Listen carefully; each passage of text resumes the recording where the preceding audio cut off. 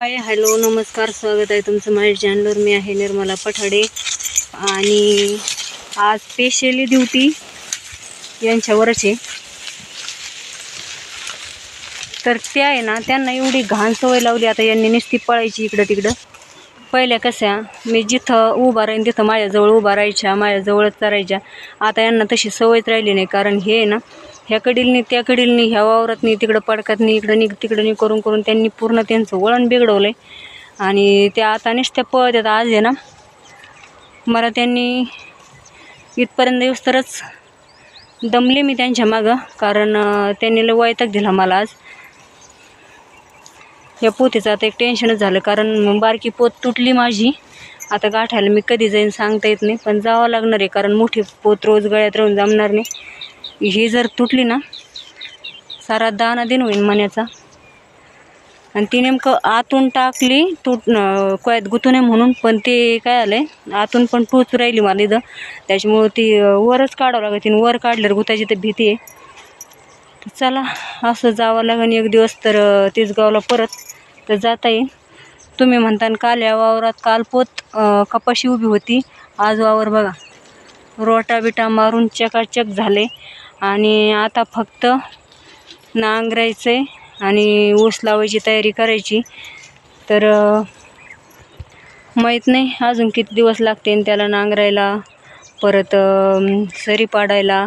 बेनं तर आता घरचंच आहे, घरचंच बेनं ठेवलेलं आहे, तेच लावणार आहे. तर पण बघू आता किती दिवस लागते. तर आज आहे ना माझ्याकडून काय आलं, एक बकरूच हुकलं घरी, म्हणजे शेळीचं कळडू. आणि बाकीच्या शेळ्या आल्या पुढं, मला परत घरी जावं लागलं. परत घरी जाऊन ते कळडू इथं घेऊन यावं लागलं शेळ्यांपाशी. आणि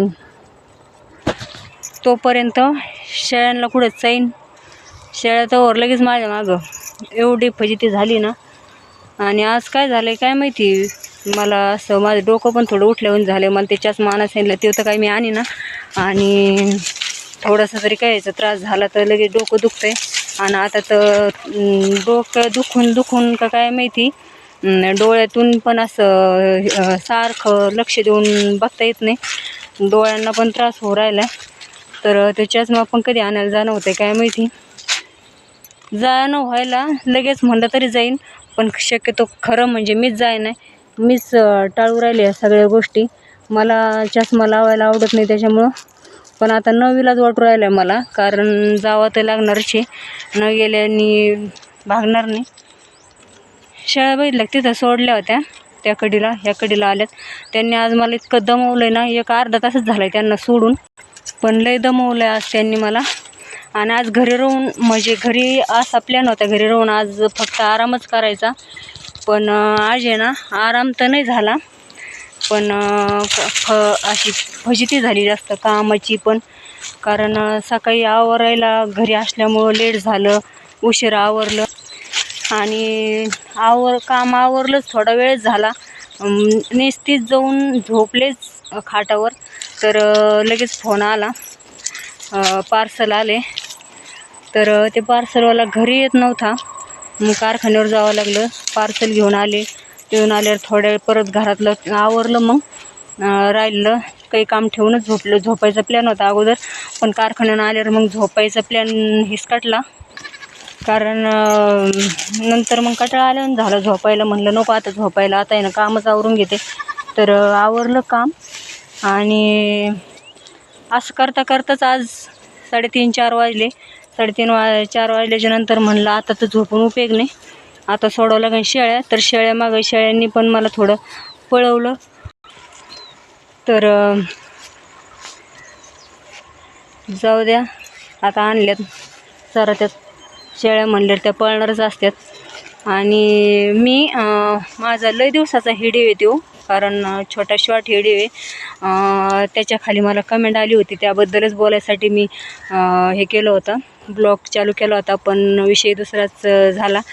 तर त्याच्या खाली कमेंट अशी होती, तो म्हणजे काही न ओळखी नाही किंवा दुसरा कुणी नाही, आमचा नातेवाईकच आहे माझा. आमच्या इथलाच आहे, इथला म्हणजे इथला नाही आहे, तिकडचा आहे. तर त्याच्याकडून माझा नंबर गेला आहे म्हणे, मला नंबर दे. तुम्ही सांगा याला यूट्यूबवर नंबर द्यायचा का मी? जरी नातेवाईक असला किंवा जरी आमच्या इथून मागं समजा आम्ही कॉन्टॅक्टमध्ये होतो, फोनवर बोलत होतो, तर कमेंट तर तुम्हाला माहिती आहे, प्रत्येकजण ब्लॉग बघितलं की कमेंट वाचतंच. भले ती एक, मला शक्यतो कमेंटच येत नाही तर, पण एक अर्धी आली तरी माणसाने ब्लॉग ओपन केला म्हणजे त्याच्या खालची कमेंट चेक करतच माणूस. कुणाचाही असलं तरी ती सवयच असती यूट्यूबवाल्यांना, कारण ज्याच्याकडं ज्याचं चॅनल आहे त्याला माहिती आहे हे असं होतं. तर त्याच्यासाठी सूचना की तो मला यूट्यूबवर कमेंट करून सांगू राहिला आहे मला नंबर, माझ्याकडून तुझा नंबर गेला, मला नंबर दे.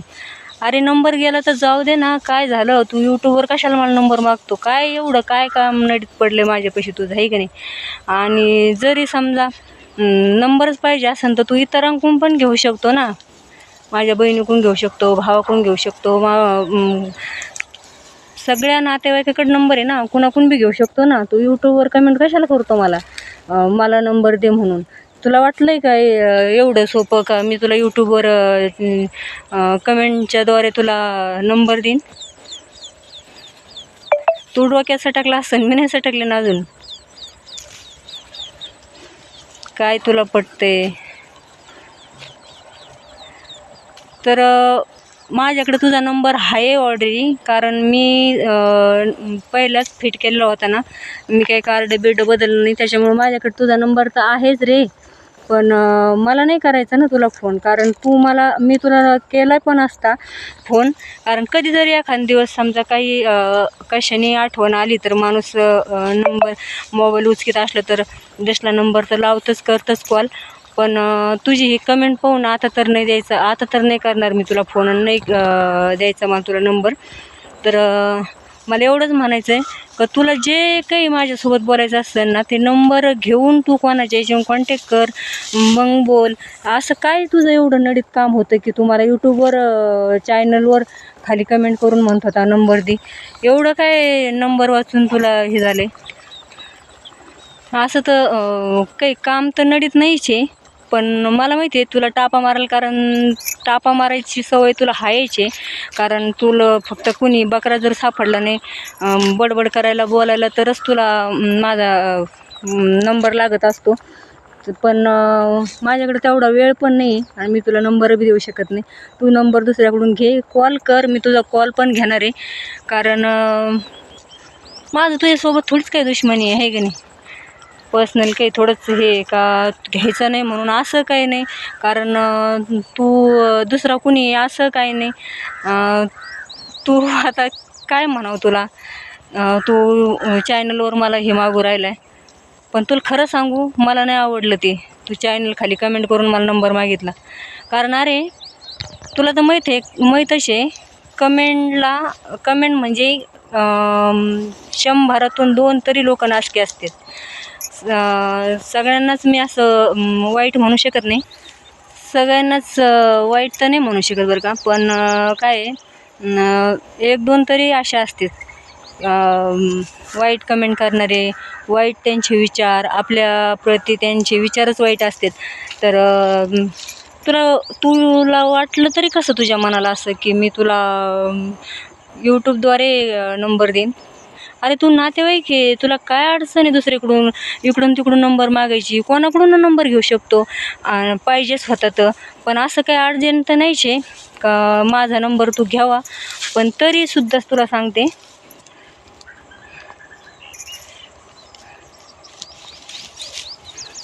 कॉल आलता मध्येच कॉल येतो आहे, तरीसुद्धा तुला सांगते का ही चुकी परत करू नको. करायची असेल तर चांगली कमेंट कर, तू चांगला माझ्याशी बोल. कमेंटद्वारे जरी बोलला तर चांगलं माणूस बोलतं काय चाललं आहे काही नाही एवढं विचारतं तुला. मी कमेंटद्वारे म्हणलं तरी उत्तर देईन, पण मला तो नंबर मागितल्यापासून माझ्या थोडं डोक्यात गेले आणि तुला नंबर तर देत नसते मी. आणि तुला वाटत असेल मी घे, मग मी ते सांगूच राहील तुला, घे तू कोणाकडून पण मला कॉल कर, मग तर तुला मी काय बोलायचं ते बोलणार आहे. पण आत्ता तुला ब्लॉगमध्ये फक्त एवढीच वॉर्निंग का कमेंट असे करू नको, नंबर दे म्हणजे काय. अरे कित्येक जणांच्या नजरा कशा पण असतात, आज तू मस्त माझा नातेवाईक आहेस, तू मला नंबर मागितला आहे, काही चुकी केली नाही. पण बाकीच्यांनी ज्यांनी ही कमेंट वाचली असन त्याच्यातून सगळ्यांच्याच नजरा चांगल्या असत्या ना, असं कशावरून? मी माझं काम करते चॅनलवर, हे तुला माहिती आहे. मी काही टाईमपास करीत नाही. त्याच्यामुळं तू माझ्या कामाच्यामध्ये अडथळा येऊ नको. आणि अशा कमेंटची अपेक्षा तुझ्याकडून तरी नव्हती मला, कारण हे असे कमेंट कोण करीत असतं तुला परत सांगायची गरज नाही. तर चला कोणाला जर वाईट वाटलं असेल तर माफ करा. हे तुमच्यासाठी नाहीच आहे, ज्याच्यासाठी आहे ते ओळखून घेईन. तर चला मग भेटू पुढच्या ब्लॉगमध्ये. तोपर्यंत बाय.